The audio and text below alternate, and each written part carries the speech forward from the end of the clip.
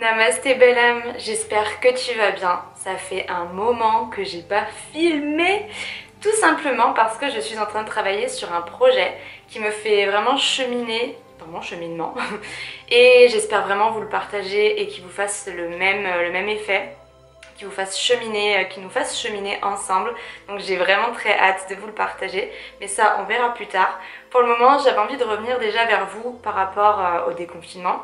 J'espère que votre déconfinement se passe bien, voilà les paroles qu'on peut dire assez souvent, hein, qu'on entend assez souvent. Mais surtout, vous envoyez mon soutien et gardez foi en vous. Gardez foi en vous parce que là on est vraiment dans une époque où avec le confinement on a perdu tous nos repères, on a déconstruit, on a repriorisé notre vie, on a trié, on a purifié, clarifié. J'adore ces mots, purifier, clarifier. Je les dis très souvent mais j'adore. Je pense que c'est vraiment la base en fait pour repartir sur quelque chose de sain, c'est de clarifier nos pensées, purifier notre environnement. Donc gardez la foi. La plupart du temps, on a l'impression qu'on stagne et on a l'impression qu'il se passe rien dans ces moments-là. Mais en fait, c'est dans ces moments-là que c'est le plus riche en énergie, le plus riche en avancement et en évolution. Donc ayez foi en vous, ne doutez pas de vous. Ne doutez pas de vous. Je le dis aussi pour moi en même temps. Dans la même thématique que de garder la foi, j'ai envie de vous parler de la spiritualité et du piège entre guillemets qu'on pourrait trouver autour de ce thème. Au même titre que le développement personnel, eh bien la spiritualité, ça a connu vraiment une popularité d'un coup, qui nous vient bien évidemment des Américains, au même titre que le développement personnel, voilà, tout nous vient très souvent des États-Unis. Et ce qui s'est passé lors de l'explosion du développement personnel, eh bien des gens ont profité de ce marché évidemment pour vendre tout et n'importe quoi, voilà, donc comme on dit très souvent, il y a à boire et à manger, et ce qui se passe c'est que dans la spiritualité, c'est exactement pareil. Alors si comme moi vous êtes passé par la case minimaliste, par la case retour à l'essentiel, supprimer les besoins qu'on s'est créés, épurer son chez-soi, son intérieur aussi, et juste retourner à l'essentiel, eh bien le piège que j'ai envie de vous parler aujourd'hui, c'est de retomber là-dessus, retomber là-dedans plutôt, et de passer à une spiritualité matérialiste, à une surconsommation de spiritualité. Et là j'ai envie de vous parler du discernement. On peut trouver des retraites dites spirituelles à 3000 €, on peut trouver des programmes internet miraculeux pour être en harmonie et ouvrir son intuition, voilà. Il y a énormément de contenu qui circule comme ça, mais également gratuit sur YouTube, des livres, beaucoup de podcasts, voilà, des comptes Instagram également. On se rend compte que les gens sont de plus en plus éveillés. Maintenant, dans la rue, quand vous parlez d'énergétique, de chamanisme, etc., les gens, ils ne vous regardent plus avec un œil oh là là, t'es perché, toi, comme ils ont pu nous regarder à l'époque. Maintenant, les gens sont de plus en plus ouverts et ça fait plaisir. Mais attention, ayez vraiment du discernement. Parce qu'avec le marketing, avec la publicité qu'il y a autour de la spiritualité, comme on peut voir dans les publicités de Facebook, les publicités d'Instagram, etc., on peut en voir partout de la pub sur la spiritualité. Et ils ont du coup très bien compris que les gens ne cessent que de vouloir être mieux dans leur vie, mieux dans leur peau. Et en fait, ce qui s'est passé, c'est que le développement personnel, il est passé à la spiritualité. C'est-à-dire qu'il faut être en développement personnel, style Tony Robbins, etc. Il faut toujours être à fond, toujours être productif, toujours être ci, être ça, machin, machin. Et la spiritualité, qui n'est de base pas du tout comme ça, eh bien on est venu ramener un petit truc du développement personnel du style allez, il faut que je sois au taquet dans mon intuition, il faut que je travaille sur moi, il faut que je n'ai plus de pensée, il faut que je sois hyper productif. Enfin voilà, on va dire que c'est une déformation du développement personnel qu'on a ramené en spiritualité. Et donc les gens ont très bien compris ça, donc les gens qui font les publicités, les marketing, qui créent des retraites spirituelles, etc. C'est qu'on a le souhait que de vouloir devenir parfait, un être parfait qui connaît l'illumination, qui connaît voilà, un éveil, etc. Et tout ça, ça nous pousse dans nos retranchements, ça nous pousse dans nos limites, ça nous pousse à bout quoi en fait. C'est vraiment la course pour devenir le plus parfait possible. Et c'est toujours la course au parfait, parfait, parfait.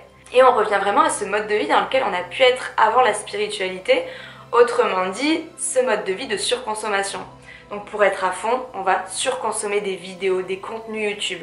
On va faire que des programmes pour être au taquet, pour être à fond dans son intuition, à fond dans son féminin sacré. On va pas arrêter de surconsommer des produits de spiritualité, du coup.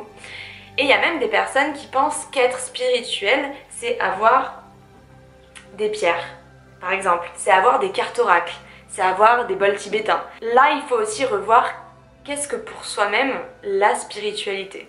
Donc moi je vais vous donner mon avis puisqu'on est sur ma chaîne. Pour moi la spiritualité c'est un petit peu comme la règle des 3 S on va dire. C'est la simplicité, la sobriété et le retour à soi. Parce qu'en fait ce qu'on comprend, enfin personnellement ce que je vis en spiritualité, c'est de me rendre compte que tout ce que je vois à l'extérieur, eh bien si c'est devant moi c'est que c'est déjà tout à l'intérieur de moi. Et que je dois m'en rappeler jour après jour en fait. Je dois retourner à moi et je dois avoir foi en moi. Je ne veux pas croire en des croyances extérieures, en des dogmes. Il faut que ça résonne en moi et il faut que ce soit ma vérité. Pour moi, la spiritualité, c'est ça, c'est le retour à soi et comprendre qu'on a tout en nous. Par exemple, c'est comme quand vous allez voir un médium, comme quand vous tirez une carte oracle, comme quand vous tirez des runes, etc. Quand vous, voilà, vous demandez conseil, en fait, eh bien, ce qui se passe, c'est que vous allez demander une aide extérieure, mais pour vous ramener à la réponse qu'il y a en vous en fait. Parce qu'on n'a peut-être pas fait le travail de clarifier notre mental, on est complètement embrouillé et on n'arrive pas à entendre la réponse qu'il y a en nous. Alors du coup on a besoin de la solliciter, de la manifester à l'extérieur pour la voir pour qu'elle soit palpable. Mais elle est déjà en nous la réponse. Donc pour moi la spiritualité c'est ça, c'est la vivre au quotidien, être constamment dans le moment présent et être constamment en harmonie avec qui on est dans nos valeurs. Voilà, pour moi c'est ça, c'est très bref, j'ai pas envie de m'étendre là-dessus. Et alors on n'est plus dans le ressenti du coup, dans notre ressenti, mais dans celui des autres. Si on s'en remet au médium par exemple, eh bien il va nous dire une vérité qui est la sienne, qui n'est pas la nôtre, et nous on va la prendre comme vérité. On ne va plus se permettre de ressentir ce qu'il y a en nous, mais on va tout remettre dans un médium ou dans un programme miracle ou dans une retraite spirituelle à 5000 € par exemple. Il faut comprendre également que l'ego il est partout, donc c'est l'ego spirituel, hein.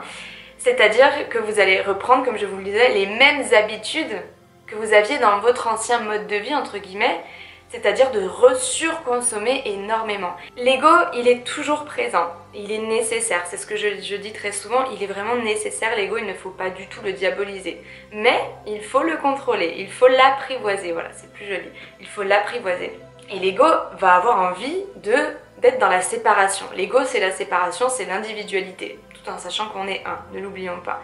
Et donc la surconsommation, la bouffe qu'on vous envoie à votre mental, à votre ego, donc tout ce qui est publicité, marketing, etc., de spiritualité, eh bien ça vous empêche de revenir à vous, c'est énormément de stimuli. Comme quand on était dans nos anciennes habitudes, on était stimulé par trop de téléphone, par trop de ci, trop de ça, on a clarifié tout ça, on a purifié tout ça, on a nettoyé, voilà, on a fait le tri. Et maintenant, on revient à un état où on est bien, mais on est restimulé par des pubs, par des trucs marketing, de la surconsommation, beaucoup de vidéos, beaucoup de livres, etc. Parce que moi, je ne jette absolument pas la pierre. Quand j'ai commencé à m'intéresser à la spiritualité, j'ai commencé à lire énormément de livres, à regarder énormément de vidéos, mais au final, je ne les regardais plus, je me gavais d'informations.